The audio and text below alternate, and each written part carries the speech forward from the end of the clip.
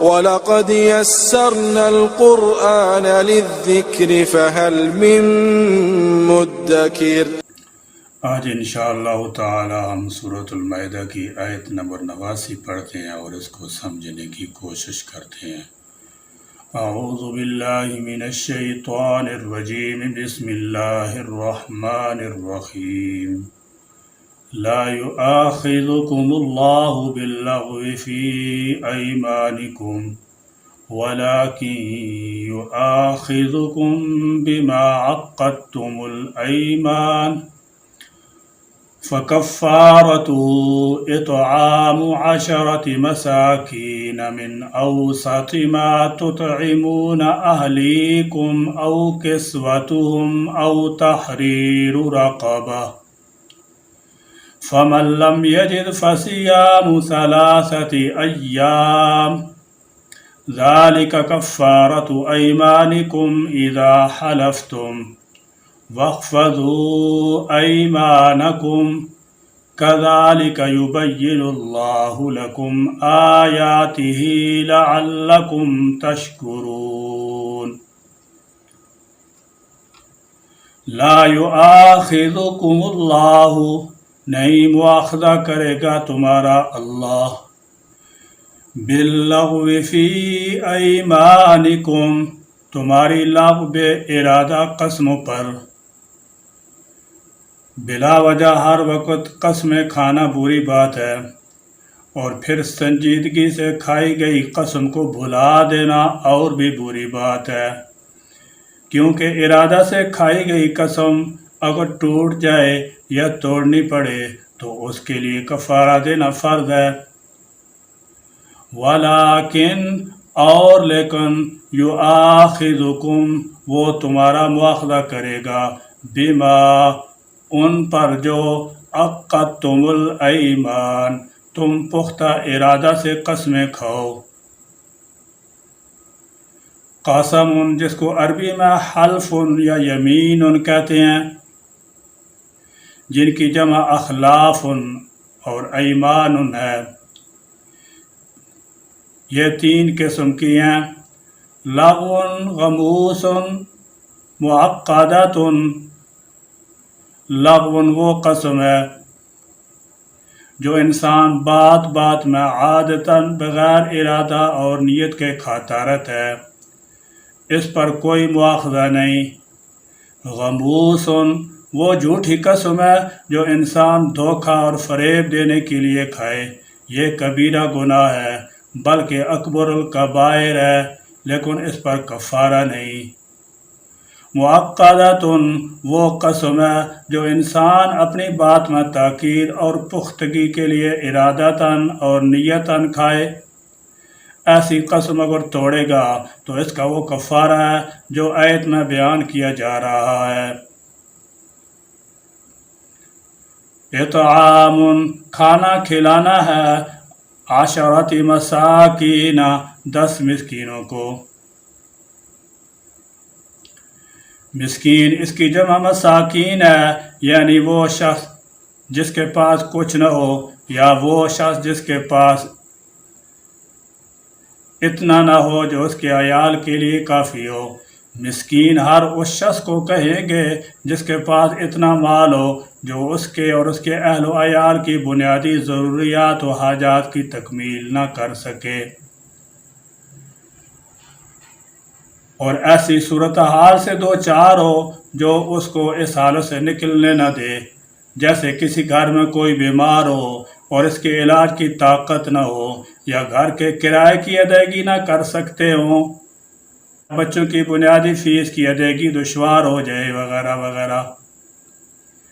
سیدنا حضرت ابو ہریرہ رضی اللہ تعالی عنہ سے روایت ہے کہ رسول اللہ صلی اللہ تعالی علیہ وسلم نے فرمایا، مسکین وہ نہیں ہے جو لوگوں کا چکر کاٹتا پھرتا ہے، یعنی لوگوں سے مانگتا پھرتا ہے تاکہ اس سے 2 لقمہ یا 2 کھجور مل جائیں، بلکہ اصلی مسکین وہ ہے جس کے پاس اتنا مال نہیں کہ وہ اس کے ذریعے سے بے پرواہ ہو جائے۔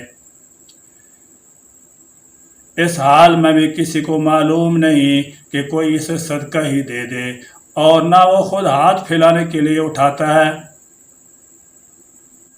من اوسطی، اوسط درمیانی درجہ کا، ما تطعمون جو تم کھلاتے ہو، اہلیکم اپنے گھر والوں کو، او کسوتہم یا ان کو کپڑے پہنانا ہے، او تحریر یا آزاد کرنا ہے، رقبۃ ایک گردن کا، فمن تو جو کوئی لم یجد نہ پائے، فصیام تو روزے رکھنا ہے، ثلاثۃ ایام 3 دن کے، ذالک کفارۃ یہ کفارہ ہے، ایمانکم تمہاری قسموں کا،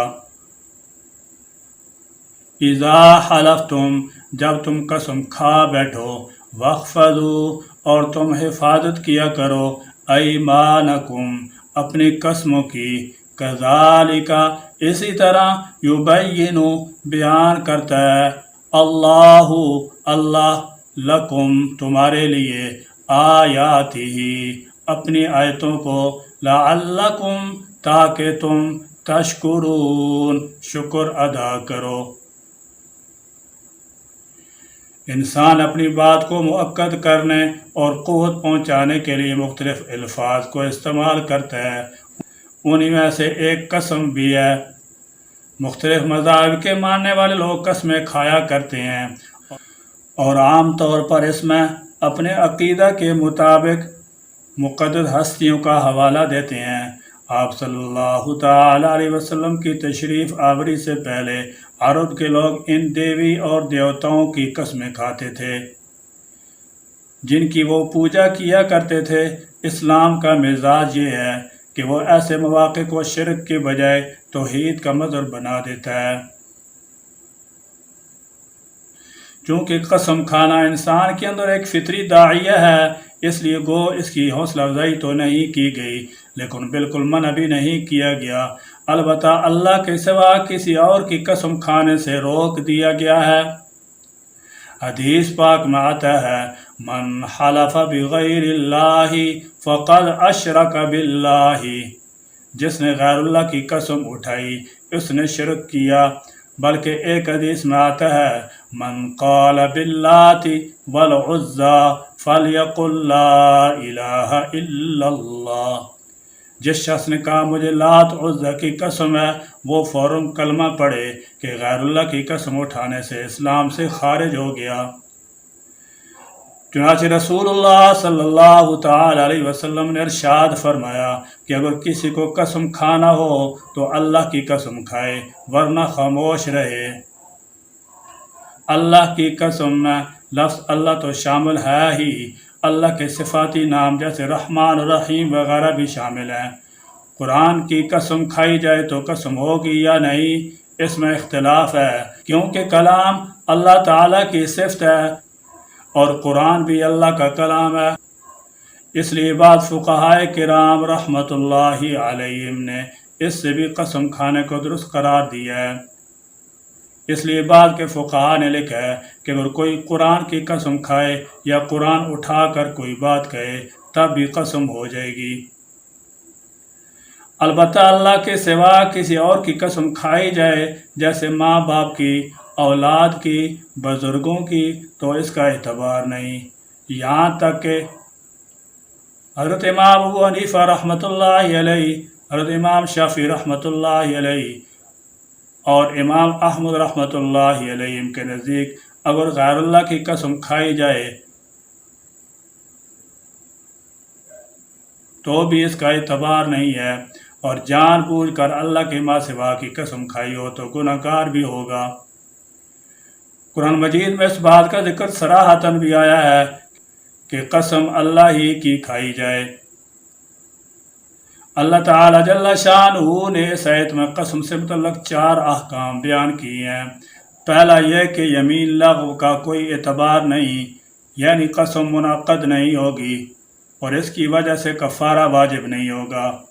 یمین لغو سے مراد یہ ہے کہ قسم کھانے کا ارادہ نہیں تھا لیکن بلا ارادہ زبان سے قسم کے الفاظ نکل گئے، اس میں نہ قسم ہوگی اور نہ کفارہ واجب ہوگا۔ بعض لوگوں کے نزدیک یمین لفظ سے مراد یہ ہے کہ گزری ہوئی کسی بات کو سچ جانتے ہوئے قسم کھا لے، حالانکہ وہ بات خلاف واقعہ تھی۔ اس صورت میں بھی کوئی کفارہ واجب نہیں ہوگا۔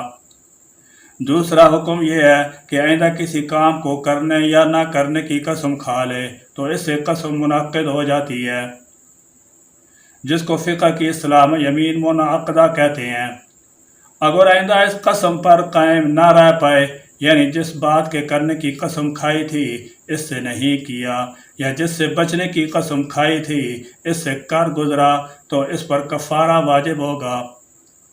اس کو فقہ کی اصطلاح میں یمین منعقدہ کہا جاتا ہے۔ تیسرا، اس قسم کا کفارہ بیان کیا گیا ہے کہ کفارہ کے طور پر 4 عمل کیے جا سکتے ہیں۔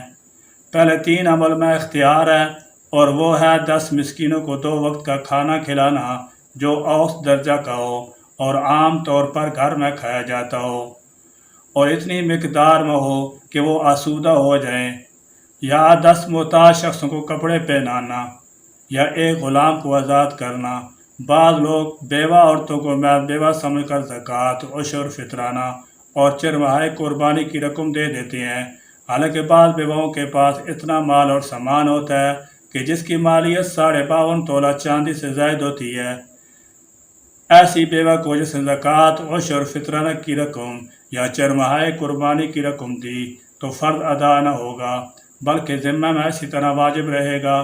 تو ایک شرط تو یہ ہے کہ وہ مسکین ہو، یعنی وہ مستحق ہو، اور دوسری شرط یہ ہے کہ وہ مسکین مسلمان ہو، کافر نہ ہو، کیونکہ کافر کو کفارے کی رقم نہیں لگتی، نہ زکوٰۃ و عشر وغیرہ کی رقم لگتی ہے، اور کافر وہ ہے جسے شریعت کافر کہے، صرف عوام کی اصلاح والا کافر نہیں ہے۔ شریعت کی زبان میں مرزائی کافر ہے، مشرک کافر ہے، شیعہ کافر ہے، منکر حدیث کافر ہے، اور کئی فرقے ہیں جو کافر ہیں۔ اور تیسری شرط یہ ہے کہ مسکین سادات میں سے نہ ہو۔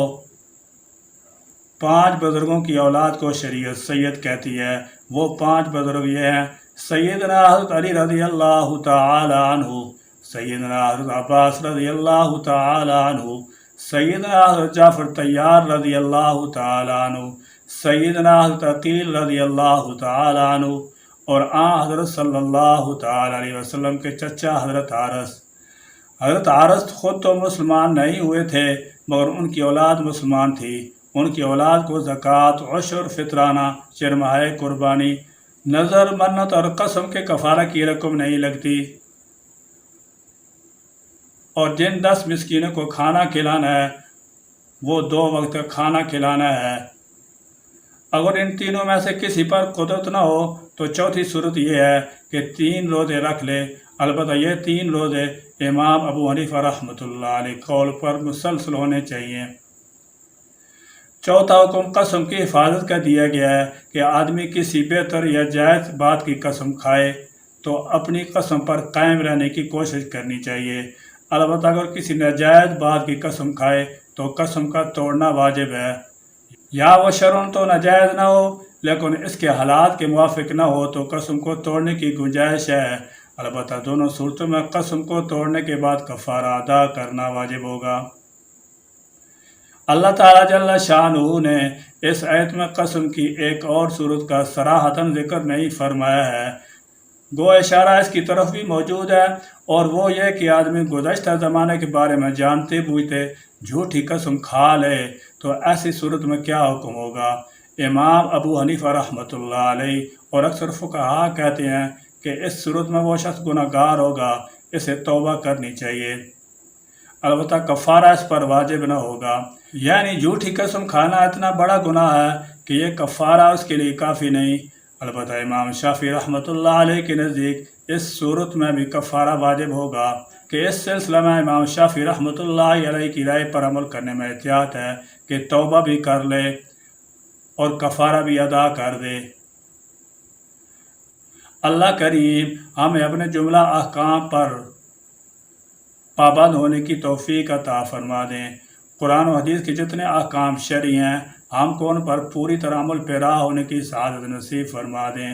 اللہ کریم ہم کو اپنے تمام معاملات اور احوال میں شریر کے مسائل جاننے اور عمل کی توفیق عطا فرما دے۔ آمین یا رب العالمین۔ ربنا تقبل منا انك انت السميع العليم وتب علينا انك انت التواب الرحيم، وآخر دعوانا ان الحمد لله رب العالمين۔